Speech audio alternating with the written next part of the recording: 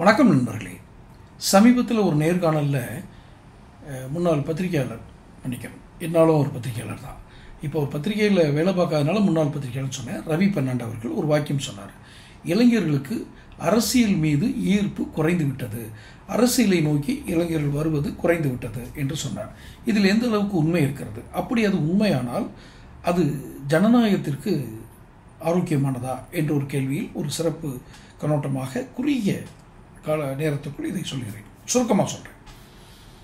இளைஞர்கள் அரசியலை நோக்கி வருவது குறைந்து விட்டது என்று அவர் சொல்வது எதை நோக்கி என்றால், ஊழல் மிகுந்த, எந்த தவறும் செய்ய அஞ்சாத அல்லது எந்த தவறுக்கும் துணிந்த, சட்டத்தின் பிடியிற்குள் சிக்காமல் தவறு செய்யும் ஒரு குற்றவாளிகள் நிறைந்த ஒரு கும்பல் இந்த அரசியலுக்குள் நுழைந்து விட்டதாக நான் பார்க்கிறேன். அதனால்தான் இதற்கு இணையான திறமை அல்லது இவர்களோடு நாம் இணைந்து செல்லும் திறமை, இணையான திறமை கொண்டு வேறு இடத்துல இவங்க அதே வேலையை பார்க்கணும் அல்லது அவர்களோடு சேர்ந்து இவங்க கொள்ளையடிக்கணும், இல்லைன்னு சொன்னால் இவங்களால் அரசியலில் சர்வே பண்ண முடியாது அப்படிங்கிற ஒரு நிர்பந்தம் இன்றைய இளைஞர்களுக்கு வருது. அதனால தான் அவங்க அரசியலில் வர்றதுக்கு தயங்குறாங்க. சரி, இந்த அது என்ன, நீங்கள் ரொம்ப சாதாரணமாக ரொம்ப துச்சமாக இழிவாக பேசுகிறீங்கன்னு நீங்கள் நினைக்காதீங்க. இன்றைக்கி இருக்கிற தலைவர்கள், அரசியல் தலைவர்கள், எந்த கட்சியை சேர்ந்தவர்களாக இருந்தாலும் சரி, அவர்களுடைய வாரிசுகள் மட்டுமே இதில் நுழைய முடிகிறது என்றால் இதுதான் காரணம். உதாரணமாக கூறுகிறேன், தமிழ்நாட்டில் இந்த திராவிட கட்சிகள் ஆட்சிக்கு வந்த பிறகு புதிதாக ஒரு நிறுவனம் தொடங்கப்பட்டது. அந்த நிறுவனம் பல வளர்ச்சிகளை, பல கட்டங்களை தாண்டி வளர்ச்சி அடைந்து நிற்கிறது. இது எங்கள் திராவிட ஆட்சிகளுக்கு உதாரணம் என்று இரு திராவிட கட்சிகளில் எந்த கட்சியாவது அப்படி சொல்ல முடியுமா?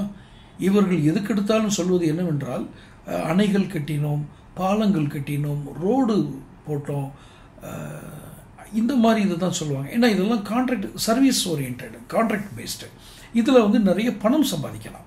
ஆனால் உற்பத்தி, தொழில் திறன் என்று வரும்பொழுது அதுக்கு நிறைய திறமை தேவைப்படும், திறமையான ஆட்கள் வேணும். அது இங்கே இல்லை. ஸோ நாம் ஒரு அபாயகரமான பொருளாதார சூழலுக்குள் நாம் சென்று கொண்டிருக்கிறோம் என்பதுதான் உண்மை.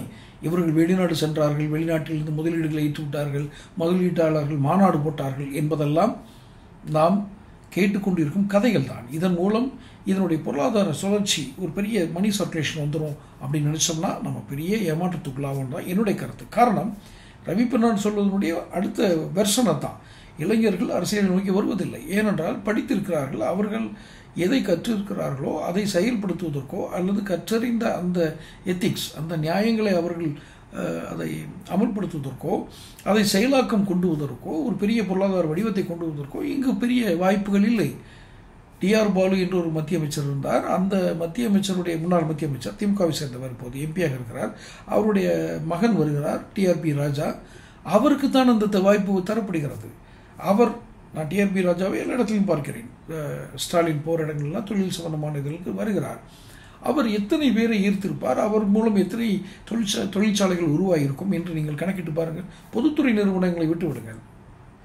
பொதுத்துறை நிறுவனங்கள் நிறுவப்பட்ட பிறகு, BHEL, steel authority of India, இதெல்லாம் நிறுவப்பட்ட பிறகு இந்தியாவில் எத்தனை பெரிய தொழிற்சாலைகள் வளர்ந்து இருக்கும்? அவ் வளர்வதற்கு அரசாங்கம் ஏதேனும் ஒரு வகையில் உதவியாக இருந்திருக்கிறதா? தொழில் வளர்ச்சி என்பதை நாம் சொல்ல முடியுமா? குறியீடு ஏதோ இருக்கும், நாம் இத்தனை முதலில் இருக்கிறோம், ரெண்டாவதில் இருக்கிறோம், முதல் முகவரியாக இருக்கிறோம். இது போன்ற ஒரு தேர்தல் வாக்குறுதி போல கவர்ச்சிகரமான வாக்குறுதிகளை கொடுப்பதில் தான் இன்றைய அரசியல்வாதிகள் ஒரு பெரிய ஜாம்பவான்களாக இருக்கிறார்களே ஒழிய அவர்களிடம் உண்மை இல்லை என்பதால் அடுத்த தலைமுறை இளைஞர்கள் அரசியலை நோக்கி வருவதை தவிர்க்கிறார்கள். இது ஆரோக்கியமான ஜனநாயகத்திற்கு பேராபத்து.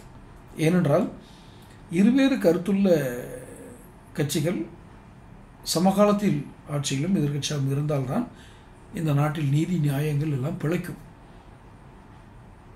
ஜனநாயகத்திற்கும் நல்லது. ஜனநாயகம்தான் சமூக கட்டமைப்புக்கு பாதுகாப்பானது.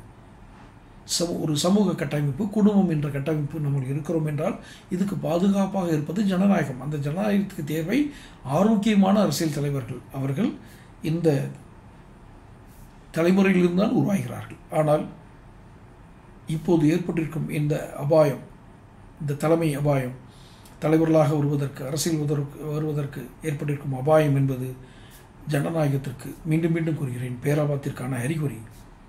இதற்கு முன்னால் கூட ஒரு இது போட்டிருந்தேன், பொருளாதார புத்திசாலித்தனம் இல்லாமல் பங்கு சந்தையில் நுழைய விட்டு அவங்கள நஷ்டப்பட வைக்கிறது எவ்வளோ ஒரு ஆபத்தான விஷயமோ அதுக்கு ஈக்குவல் ஆபத்து இந்த அரசியல் பற்றிய புரிதல், அரசியலினால் நாம் பொருளாதாரம் எப்படி முன்னேறும், நாம் எவ்வாறு மொழியியல் கொள்கையில் முன்னேறுவோம், கல்வி எவ்வாறு முன்னேறும், அடிப்படை ஒரு மனிதனுடைய தனி மனித அந்த சாமானியனுடைய வாழ்க்கை எவ்வாறு முன்னேறும், அதற்கு நாம் எந்த அளவுக்கு பங்களிப்பாக இருப்போம் என்பது போன்ற எந்த புரிதலும் இல்லாமல் எங்கு நுழைந்தால் எப்படி கொள்ளையடிக்கலாம் என்ற ஒரு கூட்டம் உள்ளே நுழைந்து விட்டது.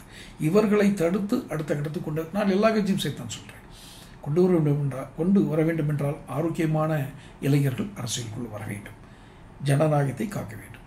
மீண்டும் ஒரு வீடியோவில் சந்திப்போம். என்னோட சேனல் சப்ஸ்கிரைப் பண்ணுங்கள், நோட்டிஃபிகேஷன் பில் பதிவு பண்ணுங்கள், அப்போ தான் வீடியோக்கள் வந்து சேரும். நன்றி, வணக்கம்.